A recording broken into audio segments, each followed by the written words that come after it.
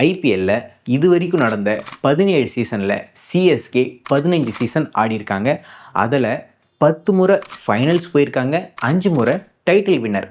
என்ன தான் ஆண்ட பரம்பரையாக இருந்தாலும் இந்த சீசன் சிஎஸ்கேவுக்கு ரொம்ப ரொம்ப வேர்ஸ்டான ஒரு இயராக இருந்தது. ஐபிஎல்லோட ஹிஸ்ட்ரியில் நீங்கள் எடுத்து பார்த்தீங்கன்னா அதில் மொத்தம் 2 ஃப்ரான்ச்சைசி மட்டும்தான் மோஸ்ட் சக்ஸஸ்ஃபுல் ஃப்ரான்ச்சைசிஸ். ஒன்று எம்ஐ, இன்னொன்று சிஎஸ்கே. இந்த சீசனை பொறுத்த வரைக்கும் எம்ஐ ஸ்டார்டிங்கில் கொஞ்சம் ட்ரபிள் இருந்தாலும் போக போக ரொம்பவே ஸ்ட்ராங்கான டீமாக கம்பேக் கொடுத்துட்டாங்க. ஆனால் சிஎஸ்கே ஃபர்ஸ்ட் மேட்ச் சேப்பாக்கில் எம்ஐயை அடித்து காலி பண்ணாங்க. அதுக்கப்புறம் அவங்க ஒரு சாம்பியன் சைட் மாதிரி விளையாடினாங்களா அப்படின்னு நீங்கள் கேட்டிங்கன்னா கண்டிப்பாக கிடையாது.